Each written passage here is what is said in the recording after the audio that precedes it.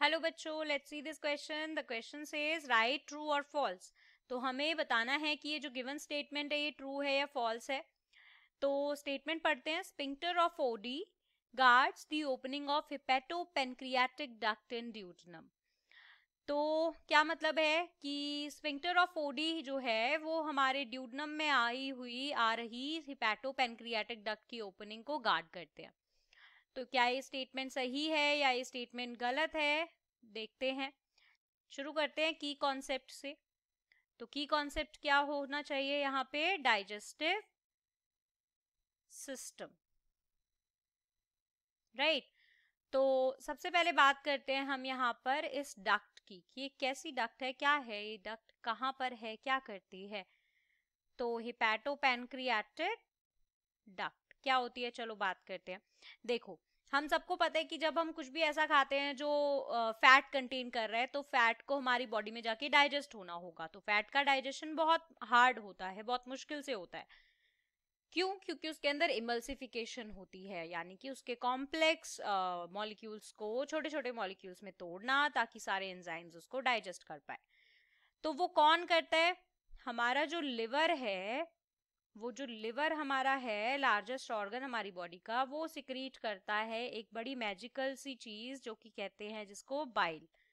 Bile के अंदर होते हैं हमारे बाइल सॉल्ट्स, और इसके अलावा इसके अंदर होते हैं बाइल के पिगमेंट्स, राइट। तो लिख सकते हैं बाइल पिगमेंट्स।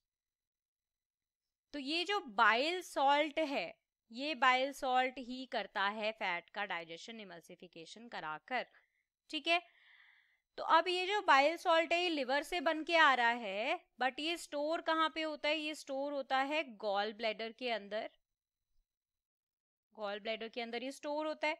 तो बाइल डक्ट जो है हमारी, बाइल डक्ट आ रही होती है एक तो, और एक हमारी आ रही होती है पेनक्रियाटिक डक्ट। दोनों ही साथ में खुलती हैं ड्यूडेनम के अंदर एक कॉमन डक्ट की तरह, और वो कॉमन डक्ट ही हमारी कहलाती है हेपेटोपेनक्रियाटिक डक्ट। यानी कि ये क्या है? Bile duct plus pancreatic duct, right. तो ये बात क्लियर है। अब देखो, इस डक्ट को गार्ड कौन करता है? इस डक्ट को गार्ड हमारा करते हैं स्फिंक्टर ऑफ ओडी, राइट। तो यानी कि ये स्टेटमेंट बिल्कुल करेक्ट है। अब देखो, ये जो स्फिंक्टर ऑफ ओडी है, इनका इसी वजह से एक और नाम भी है। क्या नाम है दूसरा? हिपैटो पैनक्रियाटिक स्फिंक्टर, ठीक है। तो अब ये क्या है? ये बेसिकली मस्कुलर वॉल्व होते हैं। ये बेसिकली क्या होते हैं?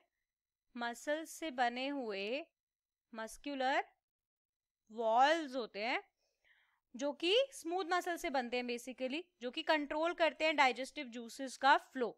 और कौन से डाइजेस्टिव जूसेस होंगे? बाइल डक्ट है तो बाइल होगा, और पैनक्रियाटिक डक्ट है तो पैनक्रियाटिक जूसेस होंगे, राइट। ये बात क्लियर है। तो इनका फ्लो कंट्रोल करते हैं। तो अब क्या है? ये ड्यूडेनम तक जाते हैं, मस्कुलर वॉल्स की मूवमेंट से अपने इस सिक्रीशन को पहुंचाते हैं, राइट।